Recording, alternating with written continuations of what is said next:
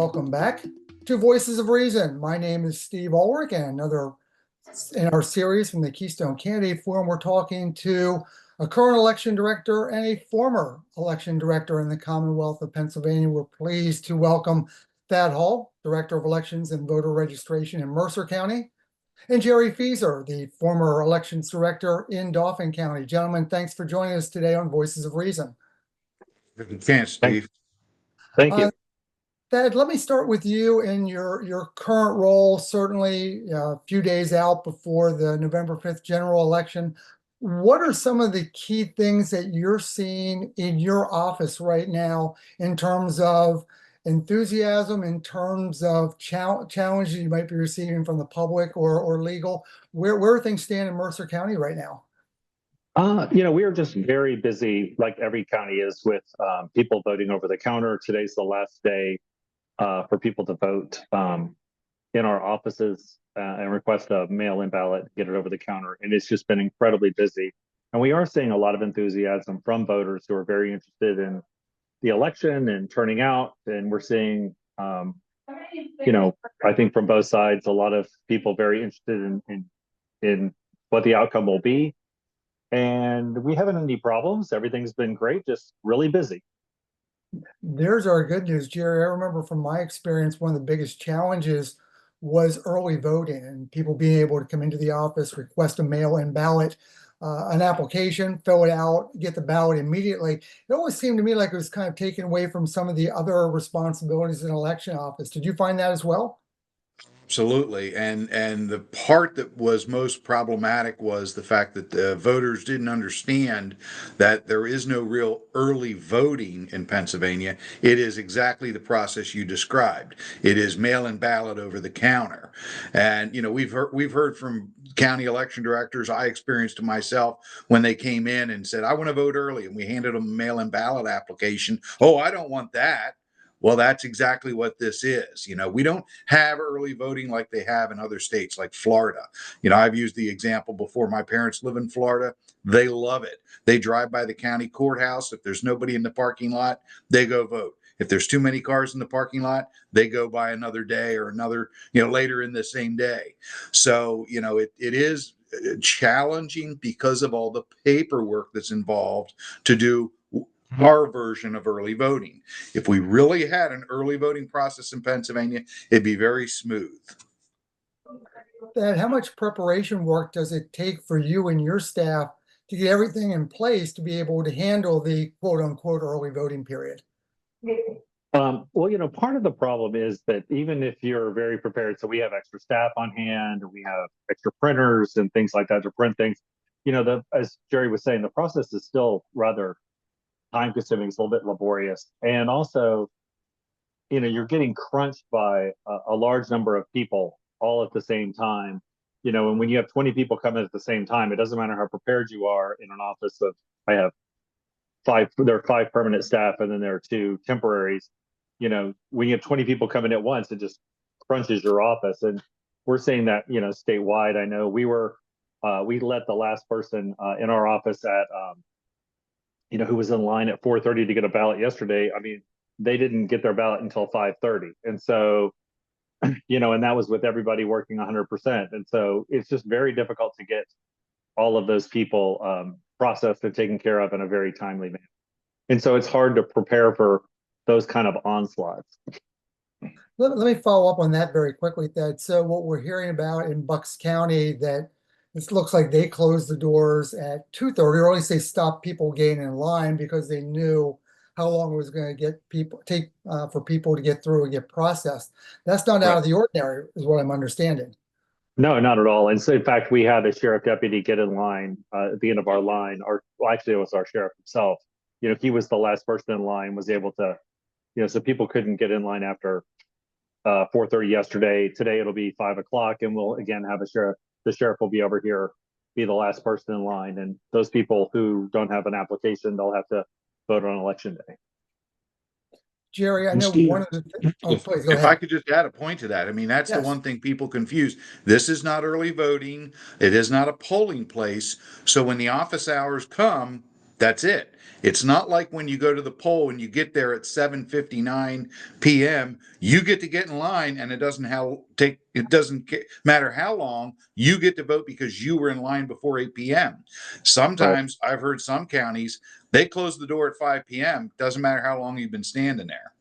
And it's not a polling place. It doesn't have the same rules. If we had true early voting, maybe those rules could apply, but they don't in this case.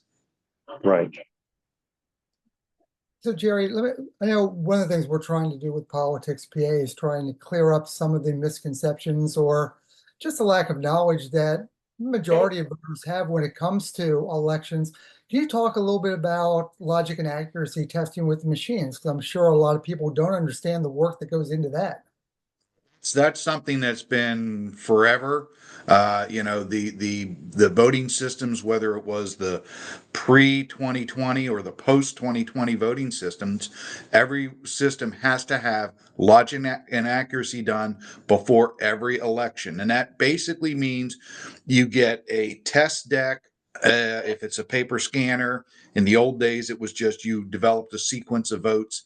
Then you would put those votes on the machine, run the record at the end of the night, pretending it's the end of the night, make sure that those votes that were recorded were accurately depicted by the test ballot. And if there was something wrong, then you knew something was wrong. You had time to correct it. But it's something that's done on every piece of equipment that is printing out ballots or tabulating ballots before every election to ensure they're working accurately. So that's something that's always been done in Pennsylvania. I mean, when I was there for almost 11 years, I had exactly 3 people show up. All 3 of them were connected to the election process by being judges of election who were just curious to see how it worked. So there's not a lot of interest in it, but it is something that election officials have done since time immemorial to ensure that the voting equipment that's being sent out to the polling place is working and working accurately. And actually, just to build on that, one of the things we do here in Mercer County is we actually have 2 of our election workers. One of them is a Republican. She's a Republican committee person and a judge of elections. The other person is a Democratic committee person, and he's one of our inspectors of election. And they come to all of our logic and accuracy testing for the parties. And that's super helpful because then when people have questions about it, we have somebody from each party who's able to explain the process to people. And so we really go out of our way to try to make sure that they come, and they actually are the people who test my mail-in machine. I just give them the ballots. I'm like, test away, guys, and they test it, and it's a great process because then if anybody asks me about it, I can say, well, that was tested by the parties themselves, and it definitely does a lot to allay people's concerns about the process. And to follow along on that, it's also nice to have representatives who are able to go out and tell their friends, their neighbors, their coworkers, their other committee people that these machines aren't connected to the internet in any way, shape, or form, despite what might be said by those who are trying to spread misinformation, correct? Exactly. And so when people do say these things, we've actually had meetings where we had people question our process, and it was really nice because we were able to have these people speak at the meeting, and they said, no, everything was fine. Our machines work great. We watched them be we've tested them ourselves. We watched them be tested, and it's a very positive experience to have it's not me talking. It's people from their party, from their group who are doing. And just to tag on to that, I mean, I did something very similar, but not during the logic and accuracy period. I brought in some of the folks who questioned the election process, ran them through the whole thing, soup to nuts, from voter registration to mail-in ballots. When we get the mail-in ballots, how we're certifying that only one voter gets one ballot and only one ballot counts, all that stuff. And he became one of our biggest disciples. But as Thad can attest, even if you convince those people who come to your county, the end statement is, well, everything's done all right here. It's the other counties we wonder about. And we all do the same thing. All 67 counties are doing the same process, just variations on a theme depending on what voting system you have. Right. And a county like Philadelphia County is obviously going to be larger than a county like Forest County. So it's No, just the way yeah, that I it mean, goes. whatever problems Thad has, I had in Dauphin County maybe 5 times what he has, and Right. whatever problems I had are 10 times that for what Philadelphia has. So the size Exactly. of the counties, it doesn't change the problems, it just changes the scope and the volume. Right. Let me ask a little bit about the no excuse absentee mail ballots. Obviously, Act 77 passed at the end of 2019, put into place for the 2020 election. 2020 was a odd year just in and of itself with a pandemic. And everything seemed to work fine after we got through the primary and the general, but it was after the election of Joe Biden that one side decided to question the use of mail ballots. How does, and I'll start with Jerry, there's been a long process to get to where we are today. It seems like the Department of State is making slow but sure progress to make sure that it's easier for people to understand how to complete a mail ballot and send it back in. But we're not quite there yet, are we? Right. I mean, again, I stay in touch with a lot of my former colleagues, and we hear all kinds of horror stories. The Department of State has done an admirable job in trying to make the instructions uniform, the instructions crystal clear. Make it very simple, but people still find a way of messing it up. I've seen voters send back the secrecy ballot with the envelope or with their voted ballot in the secrecy envelope, and then they hand address the secrecy envelope to the election office, and then they sign and date the back of the secrecy envelope. I just don't understand how they mess that up. So, the Department of State has done an admirable job. I will give them credit. They've really tried to make sure there's uniformity and that it is as simple and clear and concise as possible. But even still, it's amazing to me how some voters find ways of messing up the process. And I think that the bigger problem too is that when Act 77 was passed, I think that the people, I know that several of my colleagues were involved in that process of writing it, but I do think that one of the bigger issues is that they didn't really look at what other states that have mail-in voting did and what you have to do to make it work. And so part of it is, like we were talking about early voting before, if you're going to have mail-in voting, you really need to have an early voting process in place. You need to have a curing process in place. You need to have, a process for a variety of activities that they didn't think through. And so it's not just, they kind of passed a law and said, okay, we're going to let people vote vote by mail, but they didn't think about all the other pieces that fit with it. And that's been a big problem, is just not figuring out how the parts that fit with it. Pre-canvassing. Right, the pre-canvassing and all of that. Yep. It just does seem like it's a political football right now in the state legislature. That, are you hearing anything from the folks at the Department of State or people in the legislature? Is there any chance of this being improved after this election? Because certainly it's too late now. I think that the answer to that is no. And because I know that, the big, there's this big holdup with the issue of voter ID. I do think the other issue, though, that is, just happened is I think that the recent Supreme Court decision on provisional voting, I'm guessing that the follow-up decision in this Washington County case about using the codes to inform people about if their ballot has a mistake. I think that those two issues are going to make it where it's going to be impossible to pass any election legislation as long as, unless there's like solid Democratic control. And the reason why is very simple, which is that if you're a Republican, why should you ever think that your end of a bargain is going to be held? Because you're just going to somebody's going to sue. And so if like they said, well, we want voter ID, and they said, okay, well, we'll trade voter ID for, pre-canvassing.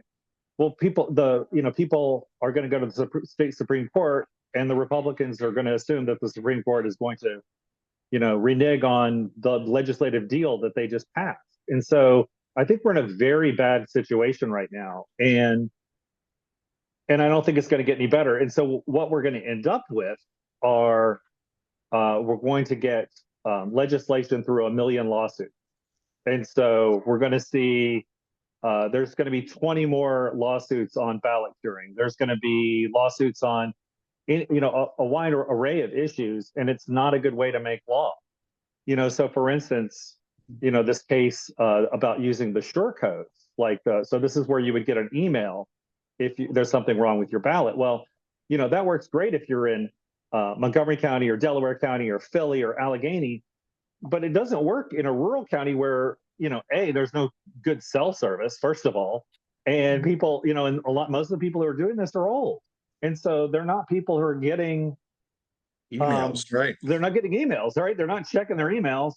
And, a lot of these people are, and so, this is an example of, we're doing something and it's going to help a small quadrant of people who are well-educated people who made an accidental mistake, and it's going to not help people who made a mistake, who are older, who are infirm, and there's not we don't have phone numbers for these people. We have people who registered to vote, before there were phones. I mean, I'm only slightly kidding. I mean, we do have people who registered to vote, I have people who registered in the late 1940s, right? Where rural electrification had just happened across the state. People need to remember that, that is not as, long ago as you would think. And so, we have to have a process in place. And again, like when I was in Arizona, we captured all that information. We captured phone numbers and emails and all of this over time. And we don't have a history of doing that here in Pennsylvania. Jerry, I see you're nodding your head a lot. Your thoughts on this subject? Oh yeah, I mean the idea that we have the ability to contact every voter is a farce. I've had voters who gave me an email address and it was the wrong one. They forgot, it's not Gmail, it's Yahoo. I had a voter or an individual from Maryland call me one time and said, "Why are you emailing me about ballots? I'm not registered in Pennsylvania." Turned out there was a guy with the same name, similar address, just a Yahoo, not a Gmail account. So, Right. It's amazing again. And also, like Thad was saying, even for those of us who registered after the invention of the telephone, there's been a large movement of getting rid of landlines, going to cell phones, and that number's not updated. So, right. And even for those who you call, because of all the scams going on in the world, people don't answer a phone number they don't recognize. Or even if it comes across as Mercer County or Dauphin County election office, they're not going to believe it because they believe it was spoofed. And once you do get a hold of people, getting them to act is difficult. So the best thing would be to mail a letter. But the challenge there is, because they can receive ballots up until 8 p.m. on election day. How do you treat that voter who provides you a ballot that they didn't date? You Right. now have no time to reach out to that voter, and you now have an unequal enforcement of the law, unequal Right. opportunity. So you'd almost have to move the last day to return mail-in and absentees to Friday 5 p.m. in order to afford election offices the time to respond to anybody who's messed up their ballots. But then you hear from the left, "Oh, well, that's a disenfranchisement because now you're cutting back on the amount of time they have to return these ballots." So it's a big Right. mess, really. It is. Well, then let me toss this one out there. I was going to save this one for last, but let's go into pre-canvassing. The word that I think all of America is going to learn about Pennsylvania and pre-canvassing over the next few days, the idea that Pennsylvania is not allowed to even essentially open mail ballots and begin processing them until 7 o'clock on election morning. In fact, you talked to the difficulty that presents in a smaller county. Then I want to ask Jerry, how it affected him in a larger county. Sure. Well, I think that the thing that people don't understand about pre-canvassing, so one of the things that people will say is they'll say, well, you guys counted all the ballots, before 8 p.m., you don't need pre-canvassing. But what they don't understand is that in order to do pre-canvassing, I have to pull staff away from serving election day voters. So 80% of my voters and 80% of the voters statewide pretty much are going to vote on election day. And so what I am doing by not having pre-canvassing is I am having to pull resources away from voters and polling places that need our assistance. And I'm having to use those resources to engage in pre-canvassing. So it diminishes my ability to help my precincts on election day. So in Arizona, for instance, where we had pre-canvassing, we never did any mail ballot canvassing on election. None of it. We did it all ahead of time because we wanted to focus on that. And what pre-canvassing does is it does a couple of things. First, it lets you go through the envelopes and in a thoughtful way. It allows you to get the ballots out of their envelopes and they can breathe and they can flatten so they scan easier. It lets you, you can run ballots through a scanner on Monday when you have more time, and you can, be a lot more thoughtful in doing the ballot accounting for everything, because you're trying to account for ballots on election day where you feel this pressure to get everything scanned. And it's not the best way to be accounting for, doing all the ballot accounting that you need to be doing. And that's a part that people don't think about. So Jerry? on the first election we had in the primary of 2020, we didn't even start it until Wednesday, because again, we didn't want to be running two elections at the same time. And once we got through that process, the person who was my deputy director, who is now the director in Dauphin County, Chris Backman, he figured out how many people it took to open how many ballots per hour. So it took one person 1 hour to open 120 ballots, and that's open both envelopes, pull the ballot out, and flatten it. That was the formula he developed. And using that formula going into the fall, we were able to figure out how many people we needed in office in order to tackle how many ballots we got. And when we figured it out, we got enough people in the building to process all those ballots so that we were done by, I think it was about 6 p.m. with opening everything and scanning everything. And we were waiting till 8 p.m. to post our mail-in ballot results. So once we figured that out, we knew what it took to get there. The challenge for some of the larger counties is they didn't necessarily maybe have the space. I mean, think about Philadelphia. I remember in 2020, they had to use the convention center just to spread out and have enough space to handle everything that they had coming. And then the Supreme Court ruled, well, you could keep continuing to receive ballots up until 5 p.m. Friday after election. So that just kept that operation moving even longer. And some of our other larger counties, they're the older counties, so they're in older communities, which means the development is compressed and there's really no place for them to expand. And they have certain portions of their operations outside the county seat, which makes a, disconnected office. And to try and handle everything, it's just really difficult to have your finger on the pulse of everything. In the fall of 2020, that's when I decided I was going to have Chris handle managing the mail-in ballot opening. I was going to handle the putting the fires out at the polling places. So we just sort of split the duties.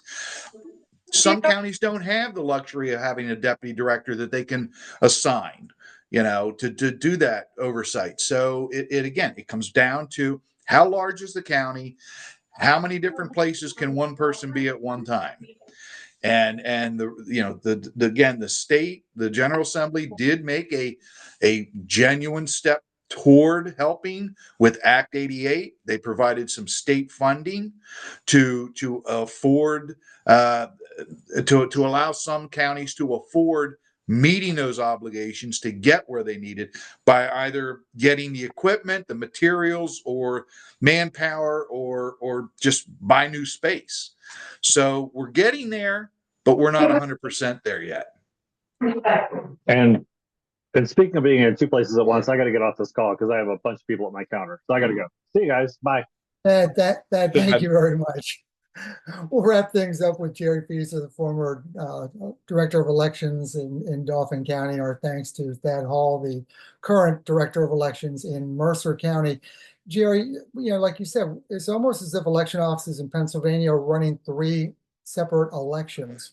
You have the early session where you can go in, apply at the desk for your mail-in ballot, complete it, and turn it in. You have the regular ballots through the mail, but you have the election day. And I think that made a very good point. Your attentions are just split, especially in smaller counties.